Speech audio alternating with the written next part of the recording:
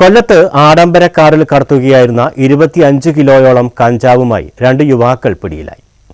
State excise enforcement squad excise circle inspector G കൃഷ്ണകുമാറിന് ശേഖരിച്ച രഹസ്യവിവരത്തിന്റെ അടിസ്ഥാനത്തിലായിരുന്നു പരിശോധന.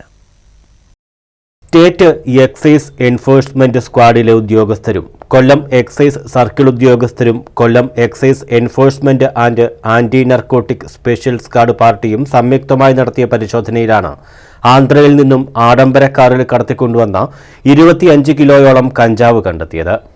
വാഹനത്തിലുണ്ടായിരുന്ന വിഷ്ണു, അനീഷ് എന്നിവരെ പിടികൂടി. ഒന്നാം പ്രതി വിഷ്ണു 100 കിലോയോളം കഞ്ചാവുമായി പിടിയിലായതിനെ തുടർന്ന് വിശാഖപട്ടണം ജയിലിൽ 7 മാസത്തോളം ശിക്ഷ കഴിഞ്ഞ ശേഷം ജാമ്യത്തിൽ നിൽക്കവെയാണ് ഈ കേസിൽ വീണ്ടും പിടിയിലായത്. രണ്ടാം പ്രതി അനീഷ് നിരവധി ക്രിമിനൽ കേസുകളിലെ പ്രതിയും കാപ്പ നിയമപ്രകാരം നാടുകടത്തപ്പെട്ടയാളുമാണ്. പാരിപ്പള്ളി വർക്കല മേഖലയിൽ കഞ്ചാവിന്റെ മൊത്ത വിൽപ്പനക്കാരാണിവർ. ന്യൂസ് ബ്യൂറോ, കൊല്ലം.